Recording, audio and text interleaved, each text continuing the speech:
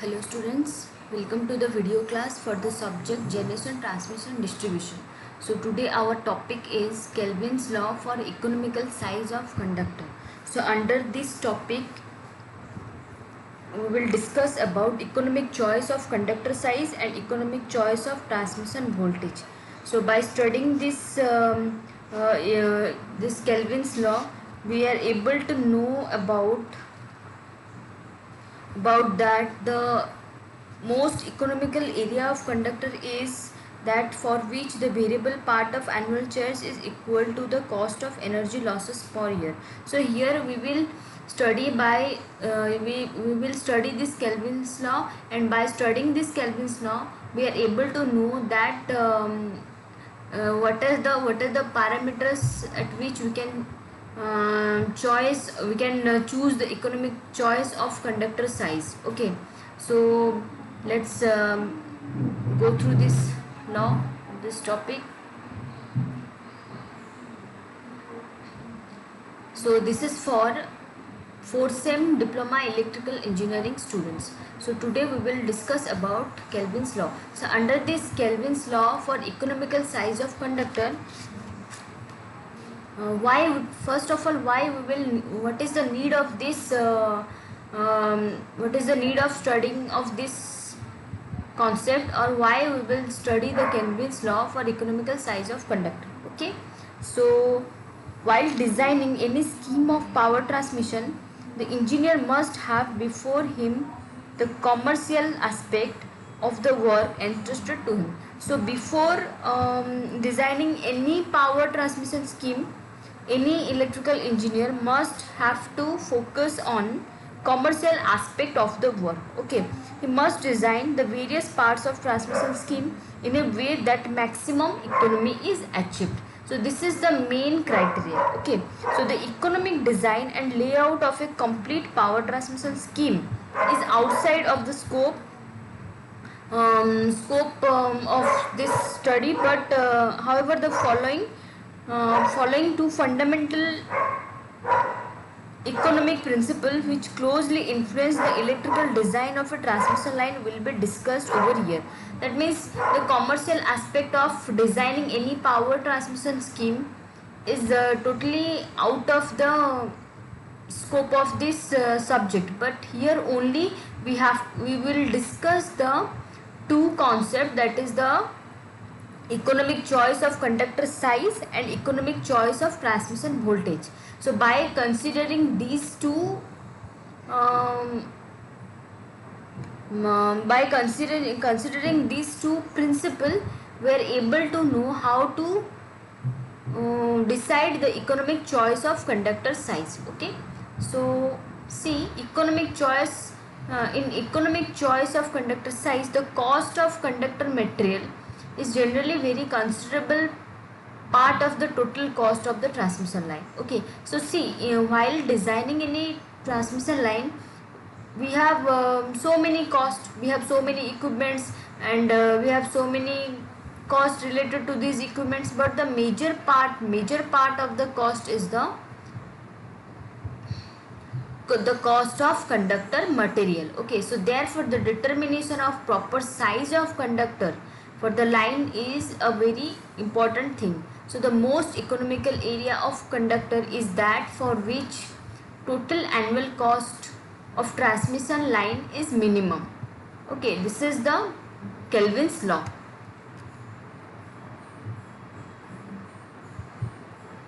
The most economical area of conductor is that for which the total cost of transmission line is minimum. That means when we are going to design any transmission line, so the total annual cost of this annual cost which is required for the designing of transmission line is what? It is the most economical area of conductor. This is our Kelvin's law. Okay, this law is named after Lord Kelvin,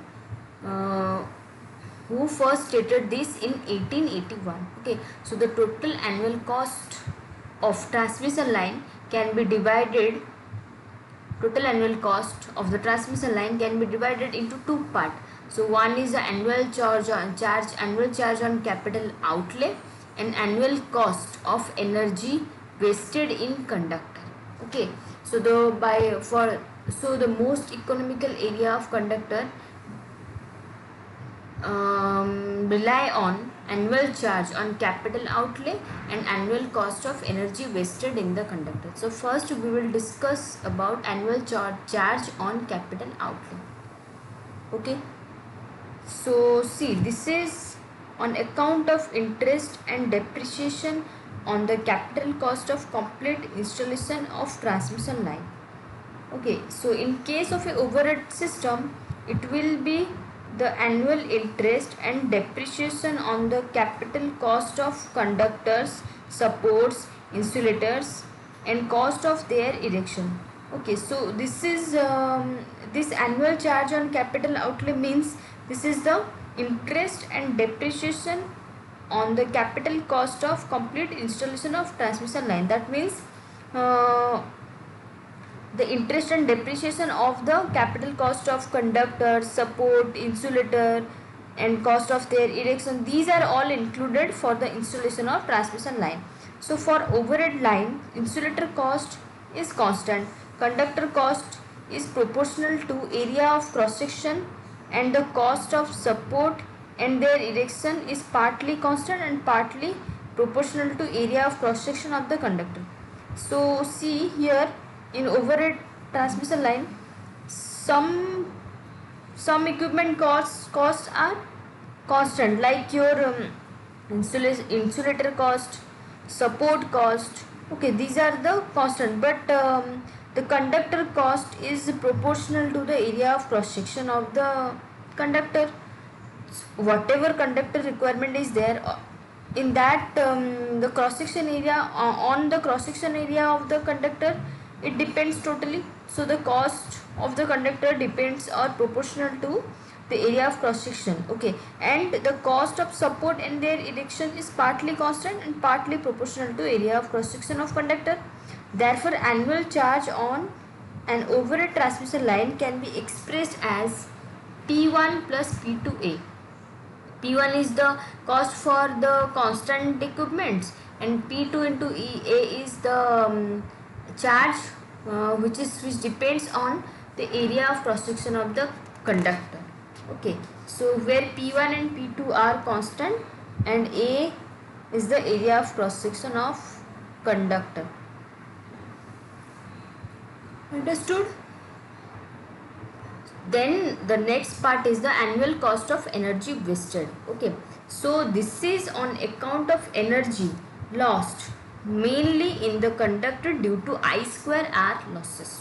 Okay, so the whatever energy losses in the conductor due to I square R losses, that is the main thing on which annual cost of energy wasted dependent. See, in the conductor, resistance is one constant element. Okay, constant electrical parameter. So due to resistance there is always I square R loss. So assuming a constant current in the conductor throughout the year, the energy lost in the conductor is proportional to the resistance. Okay, so as resistance is inversely proportional to the area of cross section of conductor. Okay, that means already I told you R is proportional to what? Rho L by A, you already know. So from this, resistance is inversely proportional to area. So resistance is inversely proportional to area of cross section of the conductor, therefore energy lost in the conductor is inversely proportional to the area of cross section. Okay, energy loss is the I square R. This is inversely proportional with the area. That means if conductor size, area of cross section, if area of cross section increases then losses decreases, if area of cross section decreases then losses increases. Okay, so thus the annual cost of energy wasted in an overhead transmission line can be expressed as P3 divided by A. Okay, because loss is inversely proportional with area. Okay, P3 is the constant here. So the total annual cost can be expressed as, in the annual cost, total cost for annual charge on capital outlay, here the annual charge is P1 plus P2A, and annual cost of energy wasted is the P3 by A. So total cost is P1 plus P2A plus P3 divided by A. So C is equal to P1 plus P2A plus P3 by A. This is the total equation. So here only area of cross section A is variable in this expression. Therefore the total annual cost of transmission line, this is the total annual cost of a transmission line, will be minimum if differentiation of C with respect to A is 0. Okay, so if we do derivative for this expression, if we differentiate C with respect to A, and when the differentiation of C with respect to A is 0, then we will get the total annual cost of transmission line will be minimum. Okay, that means we get minimum total cost for transmission line when differentiation of C with respect to A is 0.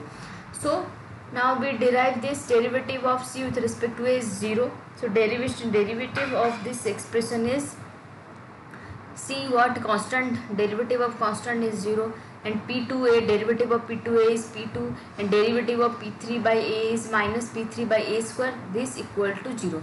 So from this expression we can write P2 is equal to P3 by A square, or we can write P2 into A is equal to P3 divided by A. Okay, so this is our final expression. So what you have found here, let's check. P2 into A is the variable part of annual charge, and P3 by A is equal to annual cost of energy wasted.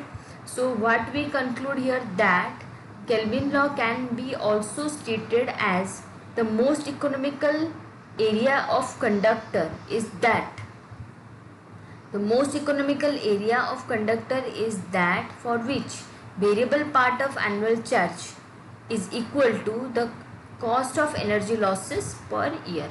So this is overall Kelvin's law. Okay, the most economical area of conductor is that for which variable part of annual charge, this is the variable part of annual charge, this equal to the cost of energy wasted per year. This is the cost of energy wasted. This is annual cost of energy wasted. Okay. So here graphically shown the Kelvin's law. Okay. So see here what you have to see here. Kelvin's law can also be illustrated in graphically by plotting annual cost. This is the annual cost axis, y axis is the annual cost axis against cross sectional area. So in x axis there is cross sectional area A. So see what happens here. For P1 plus P2A there is a straight line. Okay, for P1 plus P2A, this is the graph. This is the for P1 plus P2A. Okay, this is a straight line because P1 is a constant. So for constant, this is the label for constant value. Then P2 into A. So it is linearly rising. Okay. Then similarly for P3 divided by A, the graph is like a hyperbola. This is the graph number 2. This is for P3 by A. Okay, so by adding the coordinates of curve 1 and curve 2, the curve 3 is obtained. So here curve 3 is that, this is the curve 3. Clear? This is P1 plus P2 plus P3 divided by A. This is our curve 3. Okay, so in this curve, the lowest point P, this point, represents the most economical area of cross section. Clear? This is our most, so by graphically we can found the most economical area of cross section. The point where we get the lowest point of the curve gives us the most economical area of cross section, and this is by algebraically we found the most economical area of the conductor. Okay, so there are some limitations of Kelvin's law. What are those? See, although theoretically Kelvin law holds good, but there is some difficulty in applying it to a proposed scheme of power transmission because there is some limitations. Okay, what are those limitations? See, it is not easy to estimate the energy loss in the line without actual load curve, which are not available at the time of estimation, obviously. So when we estimate, there is no practical transmission line. So if we have not any practical transmission line, then we can't we haven't any actual load curve, and without any actual load curve we can't estimate the energy loss. Okay, then the assumption that the annual cost on account of interest and depreciation on the capital outlay is in the form of P1 plus P2A is strictly speaking not true. For instance, in cables, neither the cost of cable dielectric and sheath nor the cost of laying vary in this manner. Okay, this cost is also practically not true. Okay, the next one is the this law does not take into account several physical factors like safe current density, mechanical strength, corona loss, etc. Okay, so this law cannot take into account these factors: current density, mechanical strength, corona loss. So this is another limitation. And the conductor size determined by this law may not always be practicable one, because it may be too small for the safe carrying of necessary current. Okay, the conductor size determined by this law may not always be practicable because it may be too small for safe carrying of necessary current, obviously. And then interest and depreciation on the capital outlay cannot be determined accurately. So these are all the limitations for Kelvin's law. So this is all about the Kelvin's law. It's mathematical and graphical illustration you have discussed, and you have to know about the limitations of Kelvin's law. By studying this, you can know that you can know how to decide the most economical area of conductor, and the most economical area of conductor is depend on the variable part of annual charge and the cost of energy losses per year. Okay, so this is all about Kelvin's law. Thank you.